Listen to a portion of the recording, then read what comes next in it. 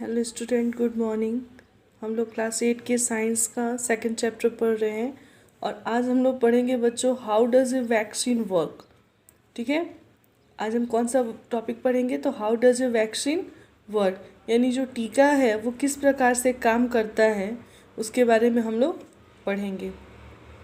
When a disease causing microbe enters our body, the body produces antibiotic to fight the invader।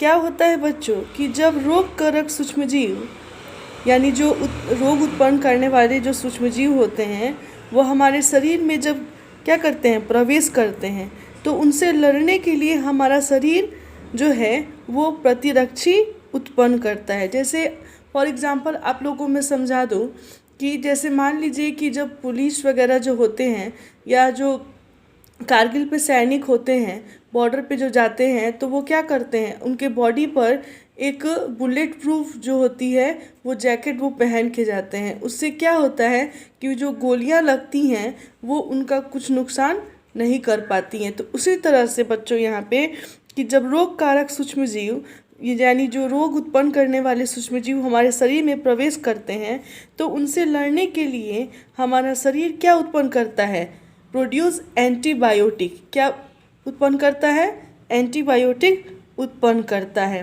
ठीक है, this is antibiotic the weaken microbes and remain in the blood to fight any further attack by such disease causing microbes. अब देखिए बच्चों, मैं आपको इसको पूरी अच्छे तरीके से समझा देती हूँ कि शरीर को ये याद रहता है कि वही सूक्ष्मजीव अगर हमारे शरीर में पुनः प्रवेश कर जाते हैं, ठीक है, मान लीजिए हम दवा खा लिए, दवा खाने के बाद ठीक हो गई वो बीमारी, लेकिन फिर दोबारा अगर वो सूक्ष्मजीव हमारे शरीर में पुनः प्रवेश कर जाते हैं तो उससे किस प्रकार से लड़ा जाएगा।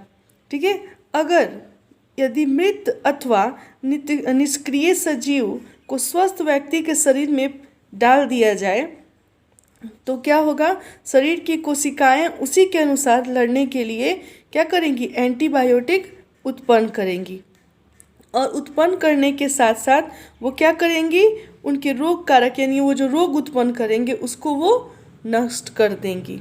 ठीक है बच्चों, यह प्रतिरक्षी हमारे शरीर में क्या करते हैं, सदा के लिए बने रहते हैं। किस रूप में, तो रोग एंटीबायोटिक के रूप में, क्योंकि जो रोग कारक सूक्ष्मजीव होते हैं उनसे हमारी क्या कर सके, सुरक्षा कर सके। क्या कर सके बच्चों, हमारे शरीर में जो रोग उत्पन्न करने वाले जो सूक्ष्मजीव हैं उनसे हमारी सुरक्षा कौन करेगा, तो एंटीबायोटिक करते हैं।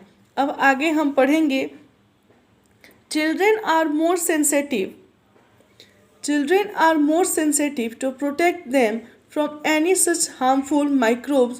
Appropriate vaccine must be given at suitable age. Such vaccine are easily available in hospitals and health center.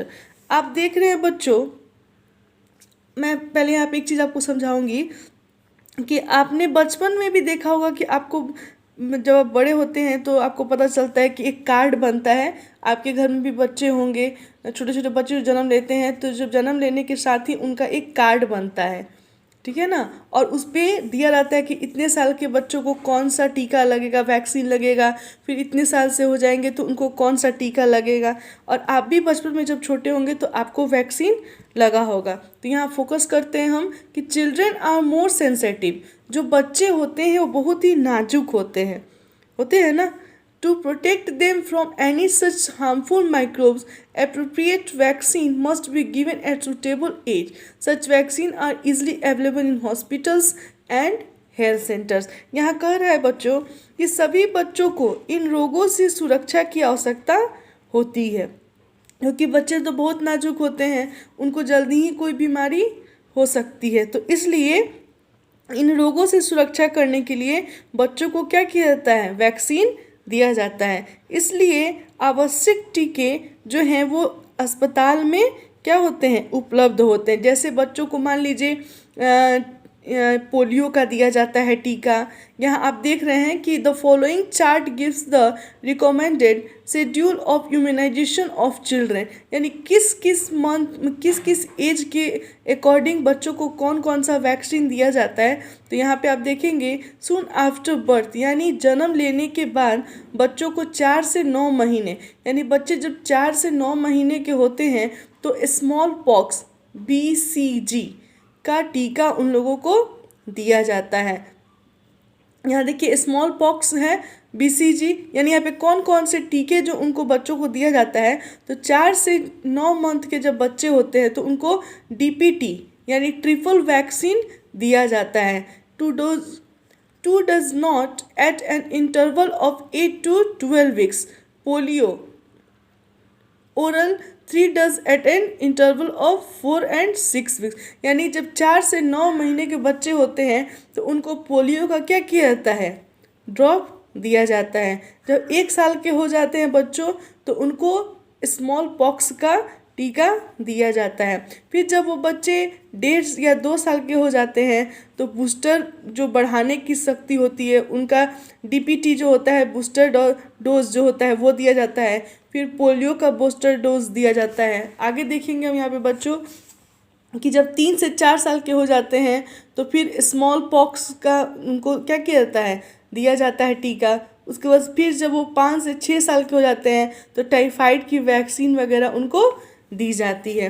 तो इस तरह से बच्चों हम लोग पढ़ें आज कि how does a vaccine work, यानी वैक्सीन जो होता है वो किस तरह से काम करता है। यानी वैक्सीन का काम होता है, टीका का काम होता है कि यानी हमारे जन्म लेने के बाद से कोई भी जो सूक्ष्म जीव हमारे शरीर में अंदर जा करके और हमको बीमारियां देंगे उससे रोकने का काम कौन करता है, वैक्सीन करता है। ये क्या करता है, हमारे शरीर में एंटीबायोटिक बनाता है, जो क्या करता है, जो माइक्रोब्स जो हमारे शरीर में जा कर के डिजीज़ कॉज करते हैं उसको रोकता है, उनसे लड़ने की शक्ति प्रदान करता है।